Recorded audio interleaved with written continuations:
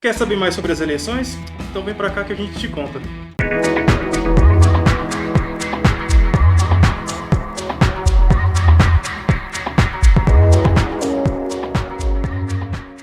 Saudações, terráqueos! Vamos falar um pouquinho hoje sobre as eleições. Eu sou o André Ribeiro, apresentando aqui o quinto episódio do Vibes Ideias Podcast.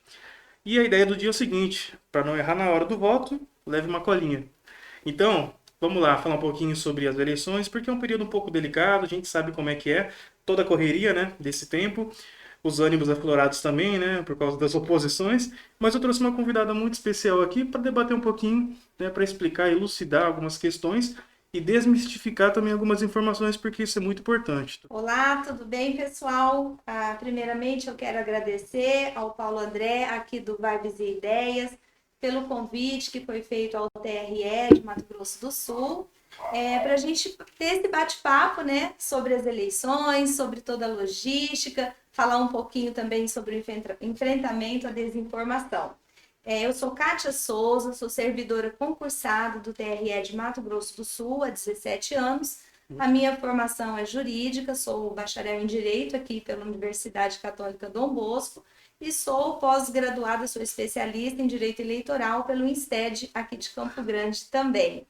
E esse ano, especialmente, eu componho um grupo de trabalho que foi instituído pelo TSE para fazer o enfrentamento à desinformação. Foi instituído em âmbito nacional e aqui em Mato Grosso do Sul eu sou ponto focal desse grupo de trabalho. Esse grupo de trabalho, basicamente, ele funciona assim com a finalidade de acompanhar essa movimentação de propagação de desinformação nas redes sociais e receber do TSE os esclarecimentos, né, exatamente a que corresponde aquela informação que está sendo veiculada e fazer também a divulgação da informação correta, da informação assertiva. Caramba, é bastante coisa, hein? Formado em Direito. Eu gostei desse currículo. Nossa, ainda mais para esse bate-papo é fantástico. E assim, eu tive essa ideia de trazer alguém, né, do TRE para conversar um pouquinho, porque eu acho que esse período é um período muito, como eu falei, delicado, né?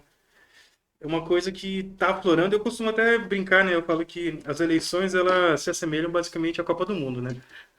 Eu acho que a Copa é o segundo evento mais importante para nós do que depois da Copa.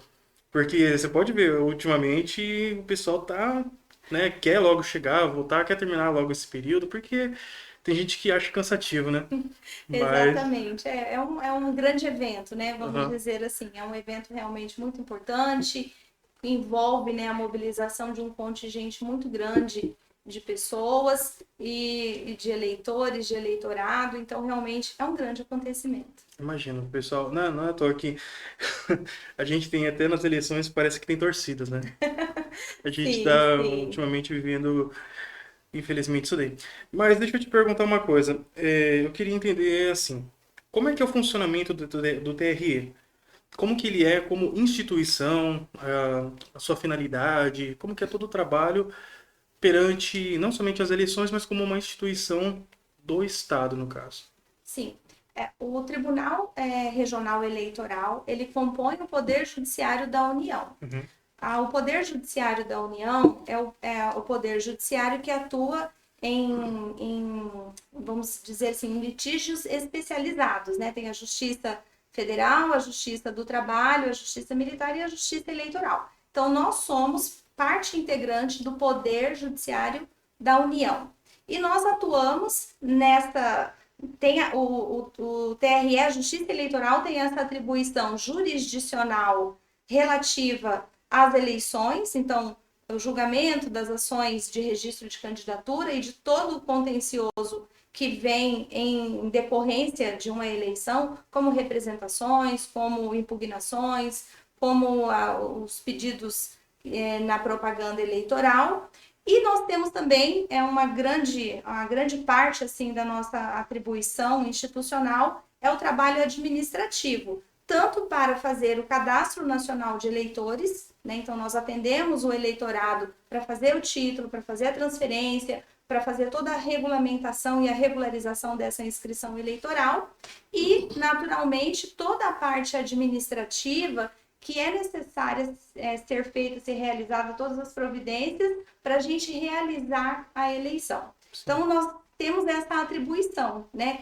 Compõe o poder judiciário com essa característica de também ter uma prestação de serviço de atendimento, né? Esse serviço administrativo.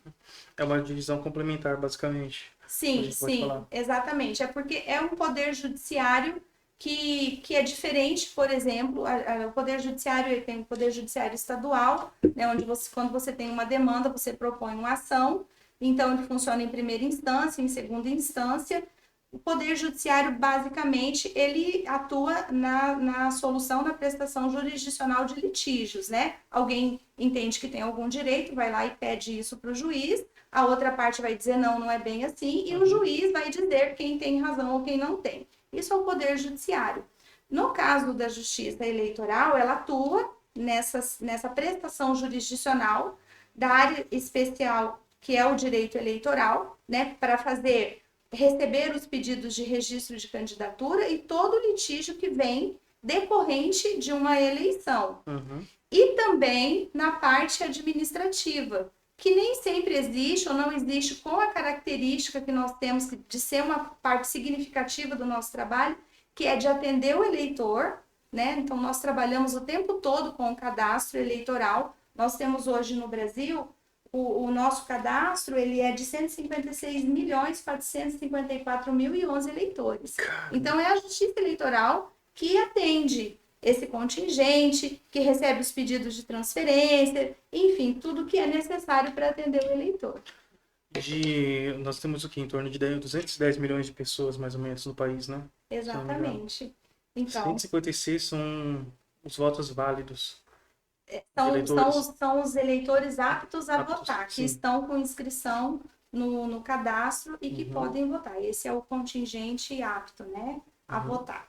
Então, assim, toda essa questão da administração do cadastro faz parte da nossa missão institucional no que diz respeito à nossa tarefa administrativa. E aí também realizar uma eleição, né? O que precisa para a gente fazer uma eleição, né? A gente precisa que haja eleitores, que haja candidatos, que haja locais, que haja um meio das pessoas votarem, né? Então, todos esses procedimentos administrativos, eles são feitos ao longo do tempo, né? Aí, num determinado momento, a gente entra num período delimitado pelo calendário eleitoral, que a gente chama de período eleitoral, e o nosso foco volta-se para a realização da eleição. Acabamos de sair do primeiro turno e agora estamos próximos de chegar no segundo turno no dia 30 de outubro.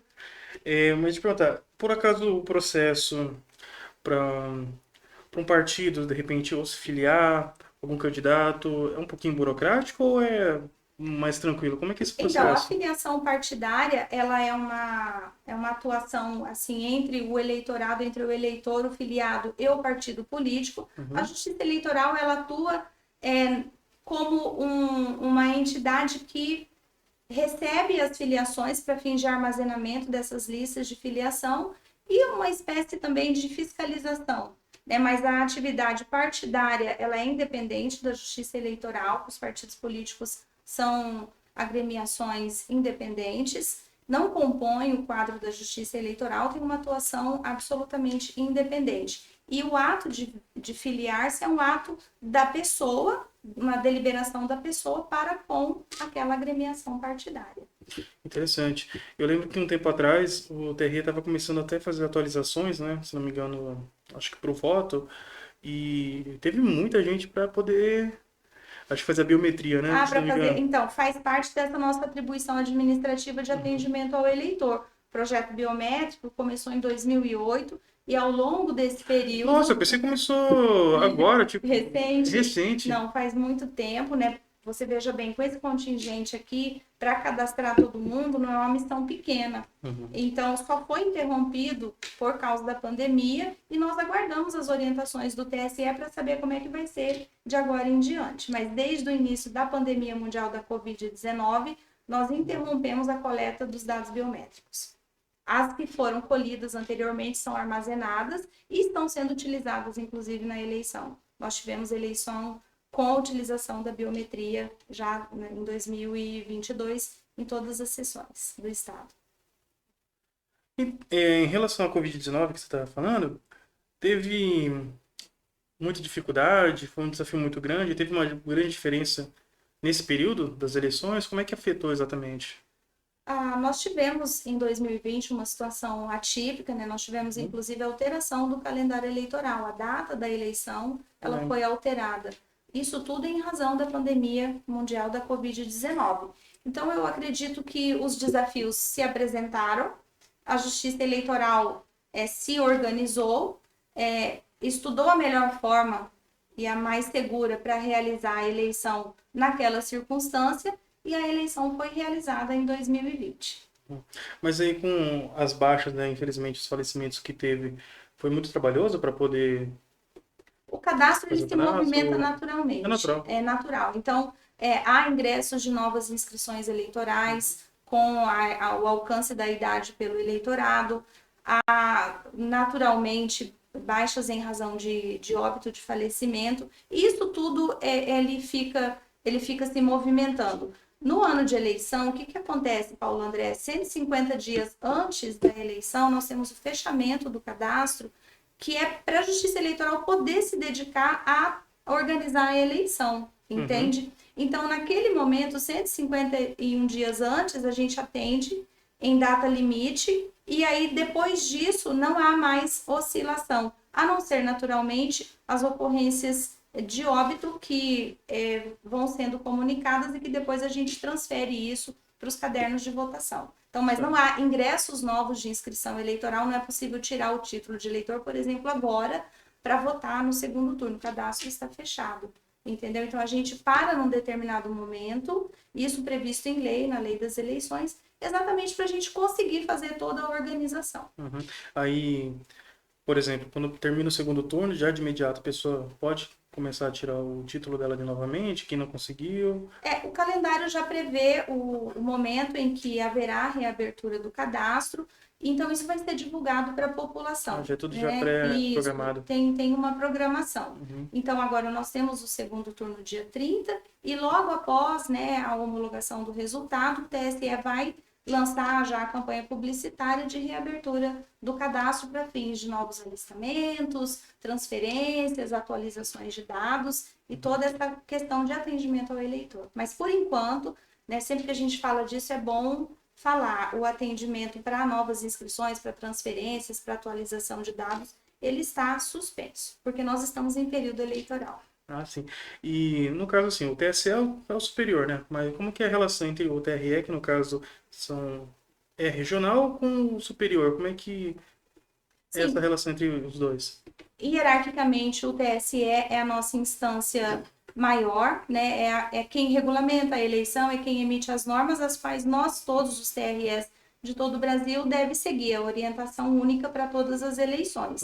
O TRE é composto por membros, né, que exercem esse julgamento. Se houver recurso, o recurso vai para o Tribunal Superior Eleitoral. Então, é assim que funciona, né? O Poder Judiciário, ele funciona sempre com primeira instância e segunda instância. A nível de Estado, tem os juízes eleitorais, que é a primeira instância do Poder Judiciário eleitoral. O recurso vem para o TRE. E aí, quando a competência originária é do TRE, os recursos vão para o TSE. Então, é o nosso órgão de normatização, é o nosso órgão a quem nós devemos obediência, né? É que nos direciona e que nos lidera nesse processo de fazer o atendimento e de também realizar as eleições. E uma coisa que eu estava pensando esses dias atrás sobre as mudanças, porque ao longo do tempo as eleições mudaram, né? As regras também, muitas coisinhas. De um tempo para cá, talvez um tempo menor. O que você viu que mais mudou, de repente, talvez na lei ou em relação a propagandas e etc. Porque uma coisa que eu lembro, eu não sei se eu estou certo ou estou errado, a questão dos santinhos, né? Que pelo menos deu uma baixa esse negócio. O que mudou de um tempo para cá em relação Então, a na isso? verdade, assim, a legislação eleitoral, quando é alterada, ela é alterada pelo Congresso Nacional, né? Então, todo esse movimento de alteração da lei, como que vai acontecer, o processo eleitoral é feito através de alteração de legislação pelo Congresso Nacional. Uma vez alterada a legislação, o Tribunal Superior faz a regulamentação para estabelecer as normas de funcionamento daquelas leis que foram editadas pelo Congresso Nacional. Então, a gente vê que, ao longo do tempo, houve mudanças. Eu acho que talvez assim a mais significativa dessas mudanças, a gente pode falar a respeito do financiamento de campanha, que antes o financiamento podia ocorrer, a doação, né, por empresas, e agora isso não é mais permitido. Existe também o financiamento público das campanhas eleitorais, né? Criou-se um fundo especial de financiamento de campanha. Eu acredito que essa mudança é uma mudança bastante significativa e que vem aí nos últimos anos ditando as regras de como que a campanha deve ocorrer. Uma outra mudança também, ela vem decorrente do nosso modo de agir, né? Nós estamos todos conectados à internet, passamos a maior parte do dia de olho numa tela. Então, a campanha antes, ela se dava muito na rua, no corpo a corpo, às vezes com a distribuição de material impresso. E hoje a gente vê que a campanha se virtualizou, ela está muito em redes sociais, em blogs, não é mesmo? E isso tudo é um curso natural da forma como nós estamos nos relacionando, né? Como nós estamos consumindo os conteúdos. A campanha também está onde a atenção das pessoas está. E falando nessa parte virtual, o TRE conseguiu se atualizar, basicamente, nesse tempo. Sim, eu acredito que com essa necessidade de fazer o atendimento remoto, o atendimento à distância, né? O eleitorado pôde ter acesso a serviços no site do Tribunal Superior Eleitoral. Tem o título NET, que antes o atendimento era sempre presencial para o eleitor. E a gente já vinha numa escalada de evolução de atendimento, e a partir dessa ocorrência da pandemia da Covid-19, foi estabelecida essa forma de atendimento também online para o eleitor. Então, hoje, ele, quando voltar a atender eleitor, pode ser pelo atendimento presencial e também pelo título NET. Além de outros serviços que também foram disponibilizados, tudo no site do TSE. Facilitou a vida do eleitor, né? Sim, com certeza. Não, e além disso, uma coisa assim, que eu queria entender melhor, eu acho que as pessoas também nesse período, é como que funciona a logística da eleição. Como é que é essa preparação para esse momento tão importante, né? Como nós falamos da logística e o período, como é que é exatamente? Então, a gente sempre brinca, né, que organizar uma eleição é como organizar uma grande festa. Eu trouxe aqui para vocês alguns dados bastante interessantes de como que a gente tem essa preocupação em várias etapas desse processo para organizar uma eleição. Aqui em Mato Grosso do Sul, nós temos 1.996.510 eleitores. Então, assim, é organizar uma festa para esses convidados. E onde que essa festa vai acontecer, né? Esses eleitores, esse eleitorado, ele está distribuído em 6.912 sessões. Caramba. Então, nós temos que organizar essas sessões. Essas sessões estão em escolas. Via de regra, as sessões são instaladas nas salas de aula. Né? Então, nós temos 1.029 locais de votação. Mas é a única unidade aqui em Campo Grande? Não, estou falando do estado. Esses dados aqui do estado. Eu não trouxe os números de Campo Grande. Não, eu digo a unidade do TRE. Só tem um, no caso, que é aqui da capital. E ele que cuida das demais. Sim, o Tribunal Regional, ele tem jurisdição em todo o estado da federação. Então, Mato Grosso do Sul tem o TRE-MS. Outros estados têm os seus próprios tribunais regionais eleitorais. Nós temos essa divisão de circunscrição dos regionais. Entendeu? Então, nós cuidamos da eleição no estado de Mato Grosso do Sul.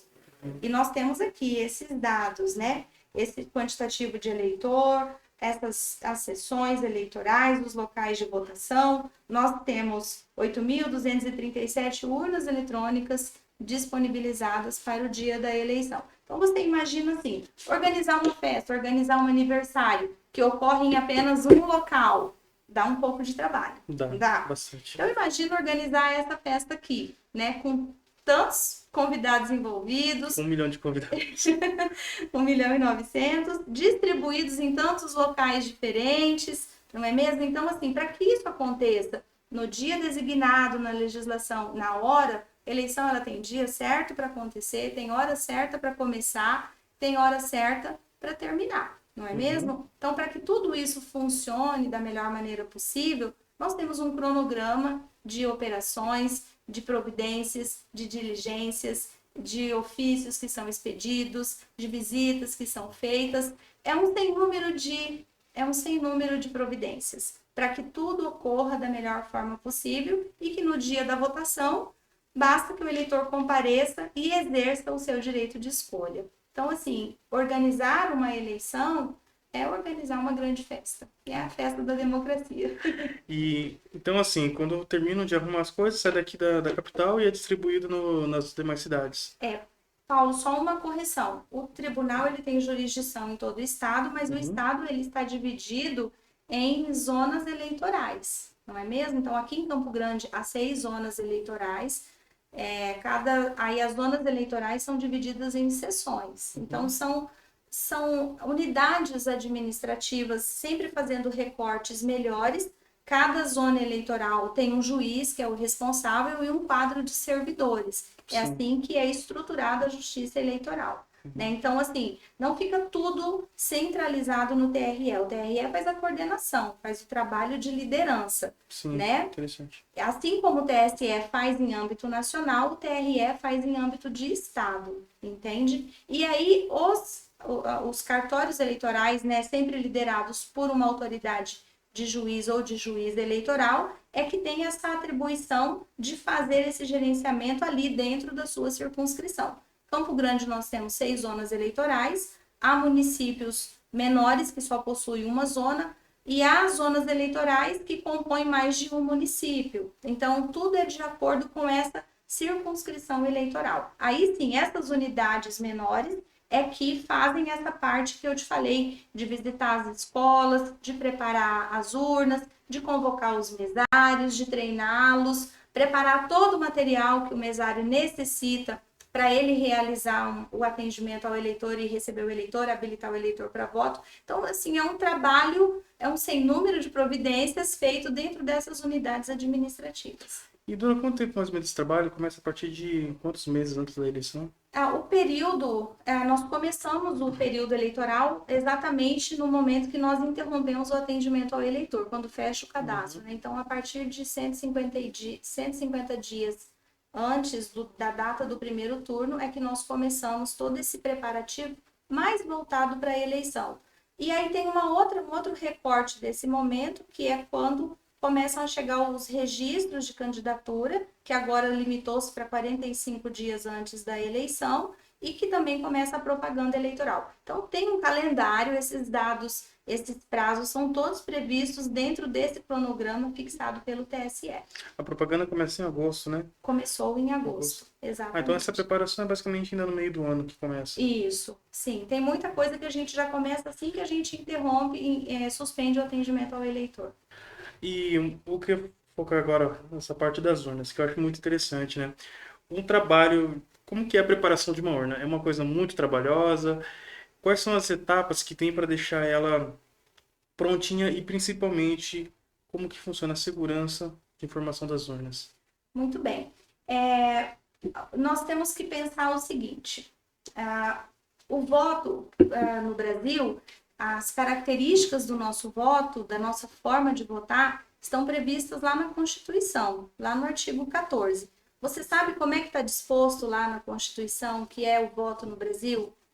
Lá está dizendo assim, que o voto aqui, ele é secreto, ele é direto, ele é obrigatório e ele é universal. Está tudo lá na nossa Constituição. Então, a gente entende que toda a organização da eleição, ela tem que se orientar, sempre tendo em vista esses parâmetros fixados na nossa lei maior, que é a nossa Constituição. Então, assim, em relação ao sistema de segurança, hoje nós votamos, o nosso sistema ele é totalmente informatizado. Nós utilizamos equipamentos eletrônicos para votar, que são as chamadas urnas eletrônicas. Mas por que nós usamos a urna eletrônica? De onde surgiu essa ideia, né? Por que nós precisamos nos preocupar tanto com a segurança desse processo de votação? Você veja bem, que nem sempre nós votamos na urna eletrônica. Houve um tempo em que nós votávamos em papel, não é mesmo? Não sei se você se recorda dessa época, eu me Não, eu recordo. peguei, eu era bem pequenininho. Você me pegou, eu votei. Eu não trabalhava ainda na Justiça Eleitoral, mas eu já era eleitora, antes de haver o voto informatizado.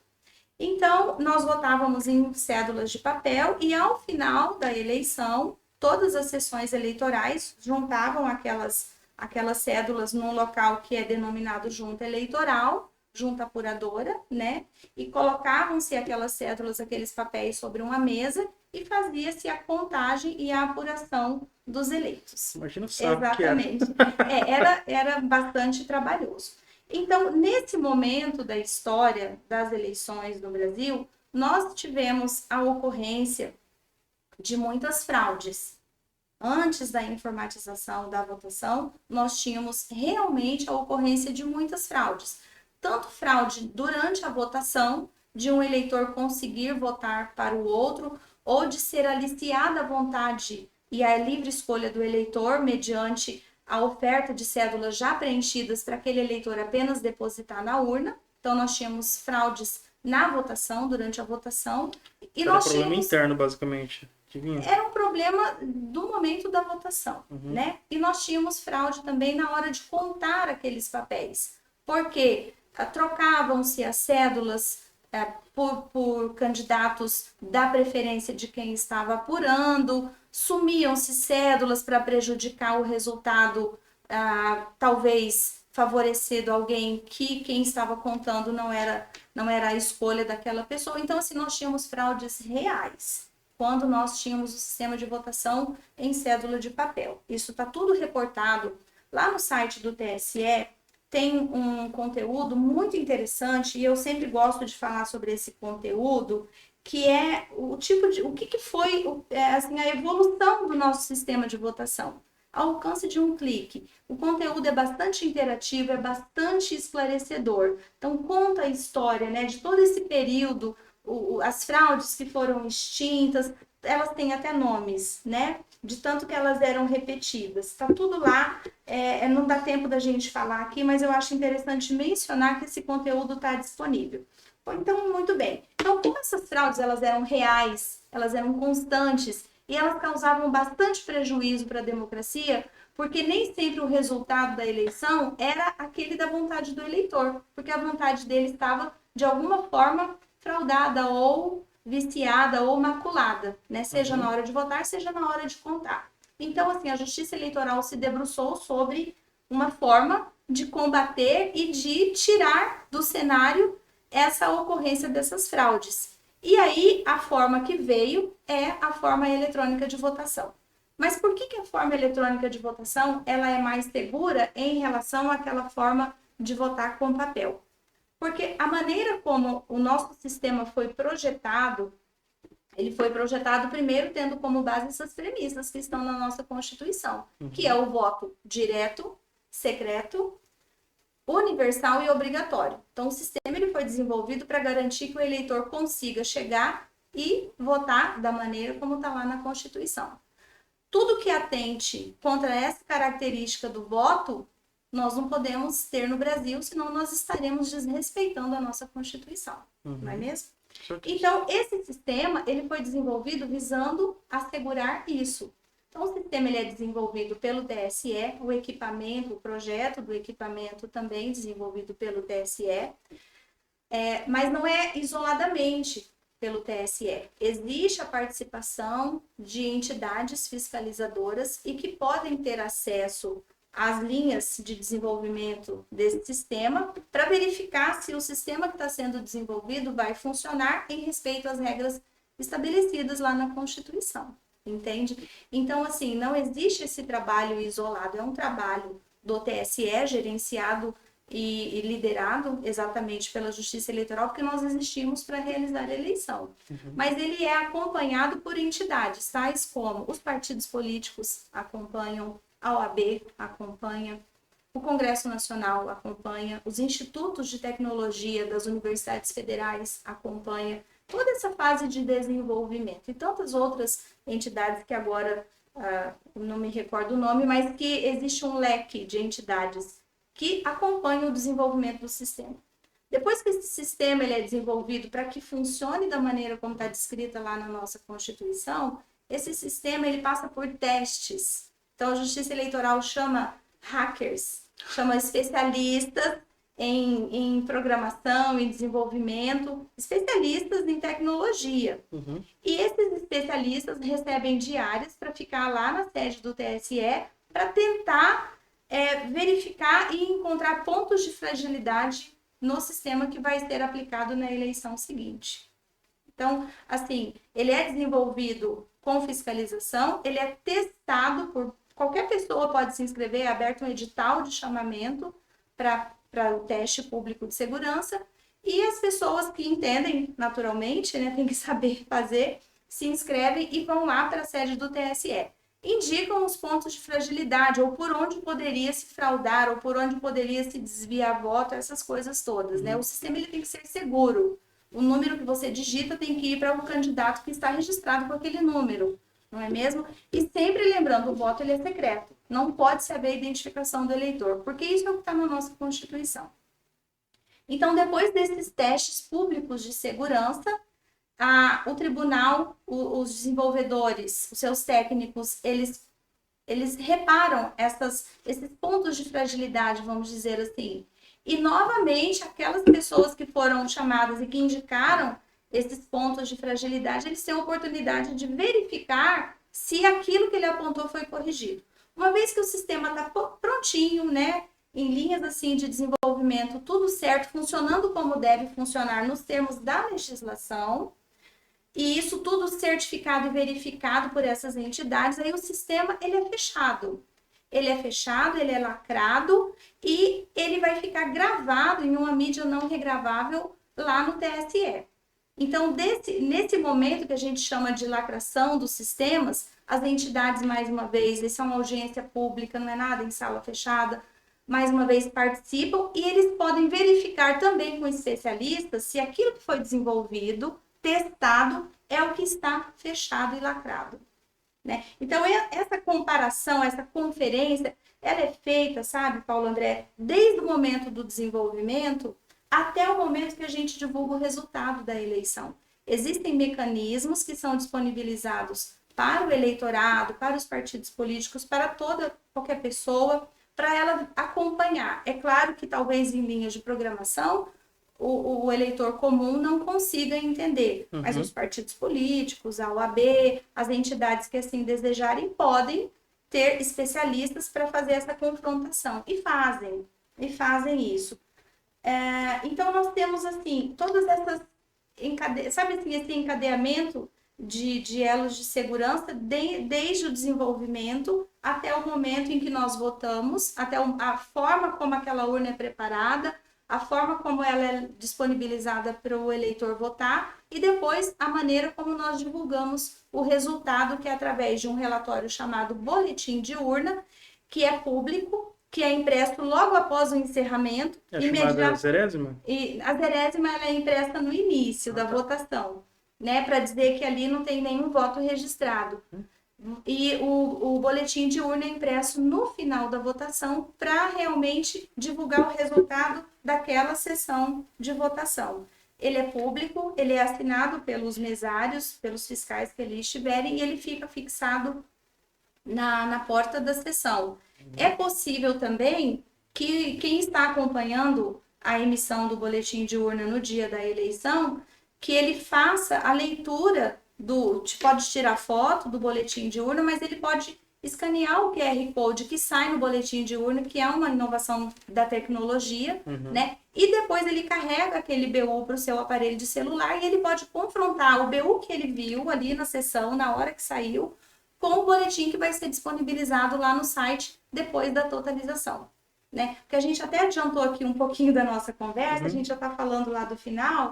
Mas, assim, a totalização é isso, é somar todos esses boletins de urna, né? Não existe mais aquela contagem de papel, aquela contagem manual que existia anteriormente. Não se conta, né? Você imprime um relatório fidedigno, a gente sabe que ele é fidedigno, porque o sistema que foi utilizado foi desenvolvido em ambiente de segurança, testado exaustivamente, e há mecanismos de conferência se o sistema que está na urna é aquele sistema que foi testado e lacrado. Entende? Então, assim, são elos de segurança que são colocados à disposição para garantir o quê? Para garantir que o voto seja secreto, mais uma vez, né? A nossa premissa sempre é essa, é o que está na Constituição. Direto, universal e obrigatório. É isso que a gente tem que garantir. Quando a gente fala em segurança do sistema de votação, é sobre isso que a gente está falando. É bacana, porque assim, eu acho interessante porque a urna ela não é conectada em rede. Então, nesse caso, fica basicamente impossibilitado de hackear, né? Sim, exatamente. O fato da urna eletrônica, como você mencionou, não ser conectada em rede de internet, então, assim, ele é um computador. Você entende um pouco da área de computação, de informática, né? Como é que você insere dados no seu computador? Você compra um computador. Via de regra, a gente baixa tudo, né? Sim. Os sistemas operacionais, os aplicativos, para aquele computador funcionar da internet, não é mesmo? Ou então eventualmente, antigamente a gente tinha os pendrives, né? Os disquetes, né? Você não é da época do disquete, Eu peguei o disquete. pegou o disquete, né? Mas você tem que inserir dados naquele equipamento de alguma forma. Hoje, basicamente, a gente trabalha sempre com downloads ou com acesso em sistemas, em aplicativos na web, né? A urna eletrônica, ela não é conectada à internet. Esse é um elo de segurança do equipamento. Faz parte do sistema, faz parte da segurança não ser conectada à internet. Então, assim, é um equipamento eletrônico, nós preparamos com esse sistema, né, que foi gerado em ambiente de segurança, lacrado, e existe como você verificar a segurança e a fidedignidade desse sistema de acordo com o que ele foi desenvolvido. A urna é preparada com dispositivos que a gente chama de mídias de carga, e a gente prepara e diz para a urna os eleitores que podem votar, os candidatos que estão concorrendo naquela circunscrição, o dia, a hora que ela vai funcionar. Depois disso, nós lacramos as portas de entrada do equipamento. Então, não existe mais como você inserir dados ou aplicativos no equipamento, porque está lacrado fisicamente. Se alguém romper o lacre, na hora de votar, a gente vai poder visivelmente perceber que aquela urna pode ter sido corrompida se o lacre tiver sido removido. Entende? Então, assim, são elos tecnológicos e físicos também, que podem ser vistos por qualquer pessoa que queira fiscalizar esse equipamento. Então, a urna ela não se conecta à internet, isso é muito importante a gente repetir. O sistema que é carregado para a urna é o sistema que foi desenvolvido em ambiente de segurança. É possível verificar isso através da conferência de resumos digitais e da assinatura digital com que esse sistema foi assinado digitalmente. Então, assim, são elos, né, nessa cadeia de segurança para garantir que o voto tenha essa característica. Não, com certeza. Essa urna, ela foi um marco na história do nosso país, né? Porque hoje muitos outros países estão utilizando ela também, né? Mas aí, em relação à urna, você falando sobre o voto secreto e tudo mais, infelizmente está tendo uma onda né, de fake news, etc. Como que o TRE está conseguindo lidar com isso, com essas informações? Porque tem muitos políticos que desde sempre, né, foram eleitos pelas urnas e hoje alegam que as urnas são fraudadas, mesmo que ele ganhe, né? Então, como que está sendo esse trabalho de vocês para tentar amenizar, digamos assim, ou combater esse tipo de notícias? Bom, a desinformação ela é um fenômeno que atinge não apenas as eleições ou a justiça eleitoral, mas ela realmente é uma grande preocupação. Por quê? Porque a desinformação, ela desorienta, né? A gente tem a desinformação, ela é mensageira do caos. Normalmente os conteúdos de desinformação, eles chegam assim com uma característica muito própria, que é ou aquele áudio ou aquele texto nos grupos de WhatsApp, assim, atenção, atenção, compartilhem com todos os seus contatos, isso nunca mais, alguma coisa assim, um texto muito chamativo para prender a atenção do receptor daquela mensagem apenas no título ou na manchete. né, sem que ele vá até o conteúdo para verificar se o conteúdo confirma o que está ali no texto. Então, isso realmente passou a ser uma preocupação para a Justiça Eleitoral como um todo. Nós temos, inclusive, uma assessoria especial que foi instituída no TSE. Como eu mencionei no início, aqui no TRE de Mato Grosso do Sul, nós temos os pontos focais, eu sou um deles, né, porque nós atuamos exatamente assim, no acompanhamento desses conteúdos, e nós recebemos o esclarecimento por parte do TSE e nós também divulgamos o que corresponde à informação correta e segura envolvendo aquele determinado conteúdo. Então, isso passou realmente a ser uma preocupação para a Justiça Eleitoral, porque estava causando muita confusão, muita desorientação para boa parte do eleitorado.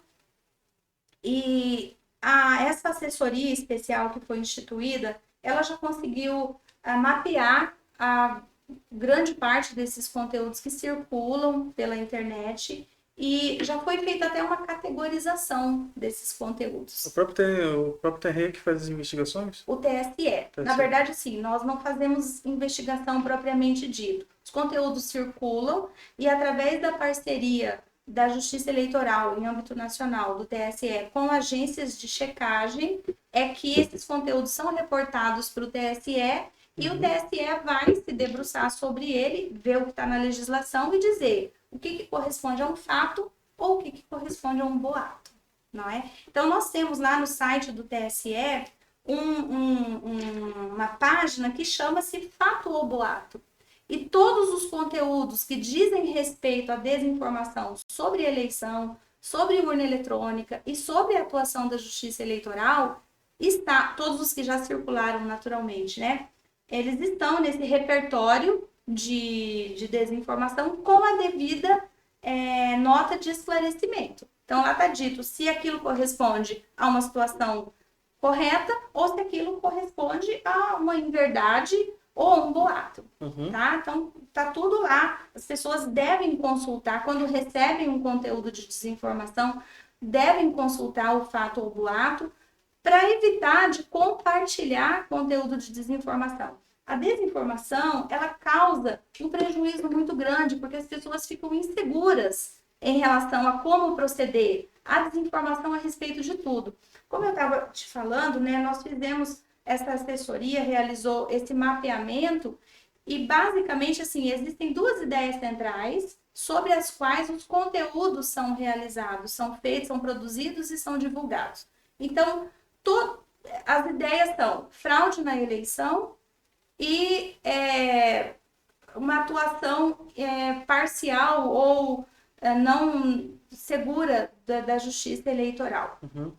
Todos os conteúdos que circulam aí são feitos para provar, para tentar dar vida ou para tentar comprovar essas duas ideias principais, né? Isso, criar essa evidência de que a eleição ela pode ser fraudada ou que existe uma inidoneidade na atuação da Justiça Eleitoral. Então, eu vou dar alguns exemplos aqui. Então, no primeiro turno, nós tivemos uma confusão muito grande com um conteúdo que viralizou nas redes sociais, enfim, que dizia assim, que havia uma diferença de eleitores aptos para a eleição estadual e a eleição federal, que é o cargo de presidente da República. E por que ocorre essa diferença de eleitores aptos?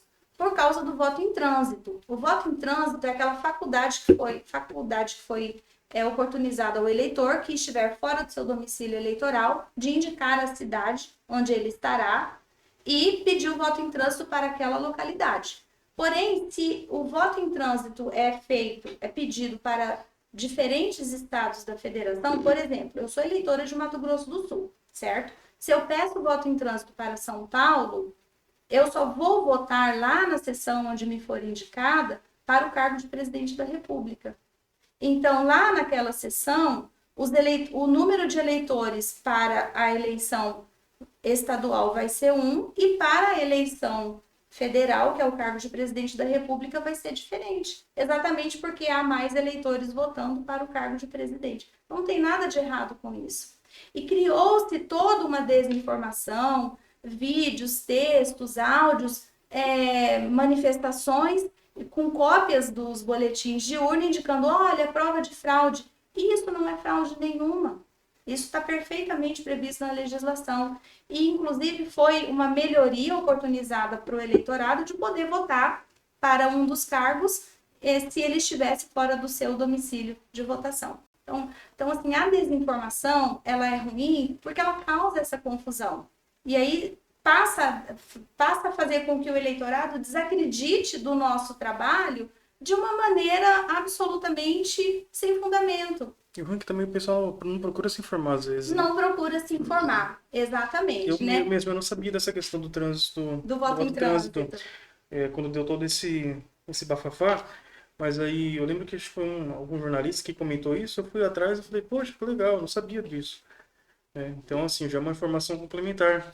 E é só para presidente, né, que pode, Sim, o no voto caso. é um outro detalhe que eu não falei. Quando o voto em trânsito é solicitado dentro da mesma unidade da federação, por exemplo, eu sou eleitora de Mato Grosso do Sul, Uhum, e vamos supor que eu indique para votar o município de Dourados, por certo. exemplo. Então, como eu estou dentro do mesmo estado, eu voto para todos os cargos. Aí não dá essa divergência, Entendi. entende? Então, isso acontece quando o pedido de voto em trânsito é feito entre unidades, entre estados Uhum, diferentes. Então, essa é uma informação complementar. E assim como esse do voto em trânsito, todos os outros conteúdos que circularam, eles, eles são feitos para produzir provas ou evidências dessas ideias que eu te falei, de que uhum. existe fraude ou a inidoneidade da nossa atuação enquanto justiça eleitoral. Só que todos os conteúdos, eles são totalmente desprovidos de qualquer comprovação.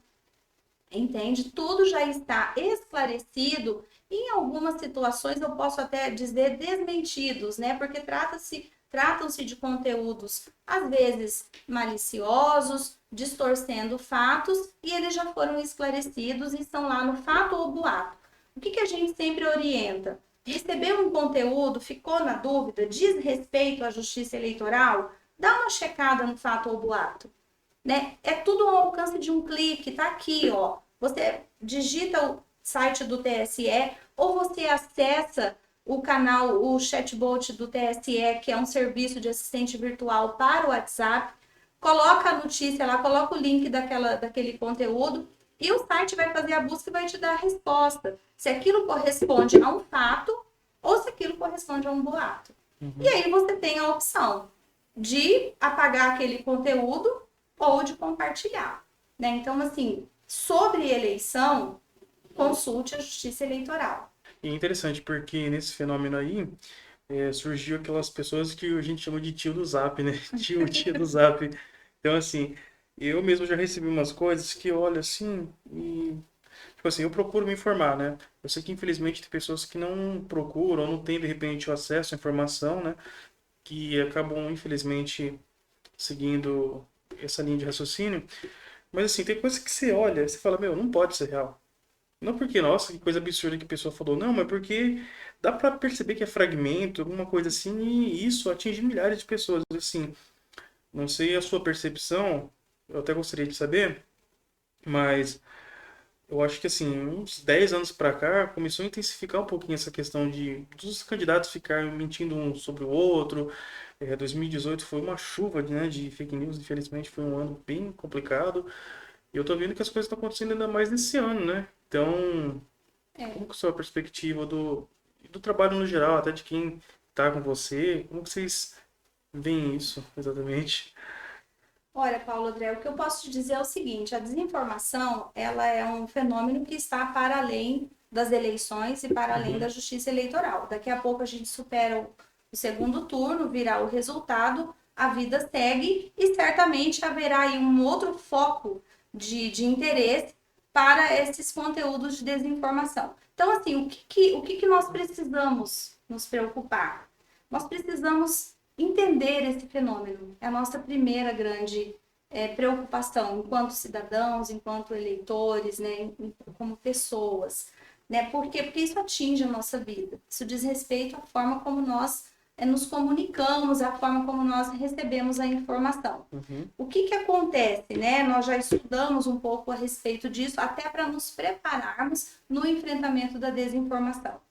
Antigamente, o recebimento de conteúdos, você mencionou aí, entre aspas, a figura do tio do Zap, né, que ficou popularmente conhecida. Aquela pessoa que compartilha conteúdos Acredita em tudo que vê. inadvertidamente acredita em tudo e não checa a origem. Não, Sim. ficou esse meme, né, do tio do Zap, enfim. Isso tem uma explicação científica, né? Já existe estudo sobre isso. Nós antes recebíamos informação de uma maneira que ela era produzida de que centralizava ali a produção de conteúdo informativo, que eram os jornalistas, os jornais, né, e os profissionais da área de comunicação. Então, esse conteúdo ele era produzido de para vários, né? E hoje nós temos, assim, com a popularização do uso da internet, nós temos que quase todo usuário de internet, ele também é um autor de conteúdos, vamos dizer Propagador assim. em potencial, né? Propagador em potencial. Então, isso mudou a nossa forma, né, de comunicação. Nós perdemos essa referência de esperar um conteúdo seguro ou de buscar a fonte de um conteúdo seguro. E o fato é que nós não nos preparamos para essa mudança. Nós não temos formação para isso. Nós aprendemos a interagir em rede social ao tempo em que fomos usando. Uhum. Não é mesmo? E aí, por isso é que eu acho, não estou querendo justificar, nem criar desculpa para ninguém, mas eu acho que as pessoas não perceberam essa mudança. E que nem tudo que ela recebe vem de fonte segura. Nessa figura, como você mencionou, do tio do Zap, está muito conectado com esse fenômeno. Nós não temos formação, nós aprendemos a usar as redes sociais enquanto usamos, né? E a gente não se preocupou em fazer essa transição, a colocar esses filtros, a aplicar esses filtros. Não, peraí, isso aqui veio lá do meu amigo, que eu tenho um grande apreço por ele, mas será que ele checou a fonte? Nós não tivemos preparo para isso. E com o nosso dedo rápido, né, tudo aqui no clique, nós fomos compartilhando e passando esses conteúdos inadvertidamente, sem preocupação. Até que começou a afetar a nossa vida, até que começou a dar muito problema. Você veja que desinformação já afetou pagamento de benefícios sociais, inscrição em concurso público. Já matou gente, porque Né? pessoas assassinadas por boatos. Então, assim, aí tornou-se um problema, né? Existem projetos de lei tentando criar sanções para o compartilhamento de conteúdos de desinformação. Existe uma parte dos especialistas que defendem, outra parte que acham que isso vai funcionar como uma censura. Enfim, então nós estamos aí envolvidos esse momento que nós estamos vivendo, né?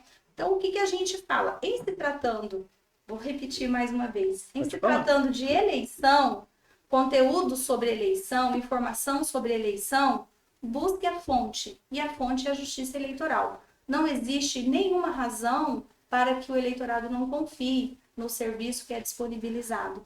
A Justiça Eleitoral existe há 90 anos. E nesse período de existência, sempre trabalhou numa linha de evolução para sempre melhorar a qualidade do serviço que presta.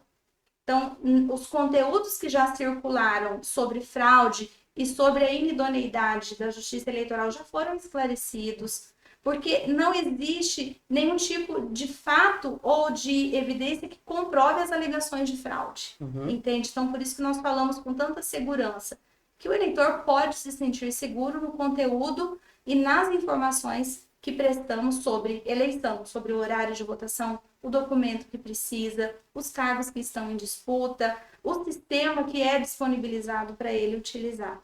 Tudo isso é feito com muita segurança e com muita transparência também.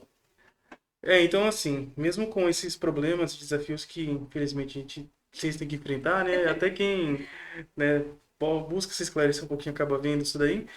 Pelo menos a eleição ela tem uma importância significativa para o país, né? Então as pessoas não podem deixar de votar. E eu queria que você falasse rapidamente, pelo menos, essa importância do voto para nossa vida, né? Para nossa sociedade. Então, Bom, Paulo André, toda a nossa, o funcionamento, né, do nosso Estado Democrático de Direito, ele está Uhum. fundamentado na ocorrência de eleições periódicas Sim. para o exercício da escolha da população dos seus representantes. Então, assim, a importância de votar, ela está intimamente conectada com a manutenção do nosso Estado Democrático de Direito. É a maneira como a nossa democracia foi pensada, como ela foi fundamentada na Constituição, como ela existe. Uhum. Né? Então, votar é manter a democracia em Operante, né? perspectiva, operante, não é Uhum. mesmo? Tem uma frase do Fernando Sabino que eu destaquei aqui para a gente comentar, que ela diz o seguinte: democracia é oportunizar a todos o mesmo ponto de partida. Quanto ao ponto de chegada, depende de cada um. Interessante. Muito bom. Então é exatamente, né? Votar é todo mundo igual. E na nossa democracia, que o voto é universal, que o meu voto de servidora pública vale tanto quanto o voto do professor, vale tanto quanto o voto do magistrado, vale tanto quanto o voto de uma autoridade, vale tanto até mesmo quanto o voto de um analfabeto, independentemente das nossas crenças, da nossa raça, da nossa etnia, da nossa cor, do nosso gênero, né? O voto é universal, significa isso, né? O meu voto vale tanto quanto o seu. Uhum. Então, assim, todos estamos no mesmo ponto de partida na hora de votar. O ponto de chegada depende do voto de cada um. E o sistema seguro de votação eletrônica garante isso. Que maravilha. Eu gostei bastante aqui. Então, devido à questão de tempo, a gente vai dar uma encerrada aqui, mas com certeza terá outras oportunidades para conversar um pouquinho. Esse período está um pouquinho corrido, mas com certeza esse bate-papo rendeu muito, muito conteúdo, muito aprendizado e com certeza vocês vão agregar bastante. Bom, então eu agradeço você que chegou até aqui, que assistiu todo esse bate-papo. Se gostou, então curta, compartilha com o pessoal. E claro, quero deixar um recado aqui da minha convidada, né? Bom, o que eu quero deixar primeiro agradecer a oportunidade de ter esse bate-papo aqui com você, Paulo André, desejar um sucesso muito grande para o seu espaço, Obrigado. Vibes e Ideias. Sigam lá o Paulo André, o Vibes e Ideias no canal do YouTube, é isso Canal do mesmo, YouTube também, canal do Instagram. YouTube. E eu vou deixar assim alguns lembretes para o segundo turno, né? Uhum. O dia de ocorrência da votação é o dia 30 de outubro, é o último domingo do mês. O horário de votação em nosso estado ocorre das 7 da manhã, assim como foi no primeiro turno, até as 16 horas da tarde. Aqui no Mato Grosso do Sul, nós temos o segundo turno para o cargo de governador, e por essa razão nós temos uma ordem de votação. Então, primeiro vota-se no cargo de governador de estado e segundo vota-se para o cargo de presidente da República. As pessoas que têm dificuldade com números, recomenda-se que leve esse número anotado num papel, que é a famosa colinha, né? Levar a colinha. Quem não votou no primeiro turno e está apto a votar, não tem nenhuma irregularidade antes do primeiro turno, nenhum cancelamento no título, pode votar no segundo turno, não é mesmo? Então, isso é bom também a gente poder falar e ficar atento para essas questões de horário e local de votação. Agradeço mais uma vez a oportunidade e sempre reforço a orientação de que informação, orientação sobre eleição, busque na Justiça Eleitoral. É seguro. Então, pessoal, mais uma vez eu agradeço, encerro por aqui e lembrando, hein? Leva a colinha, não caia em fake news e busque sempre se informar, tudo bem? Siga aqui as nossas redes sociais, temos aqui a página, não somente o canal do YouTube, né? Mas no Instagram, no TikTok também. Curta, comente, compartilhe, ative o sininho e manda para os seus amigos. Eu tenho certeza que esse bate-papo rendeu muitos bons frutos e eu te aguardo no próximo.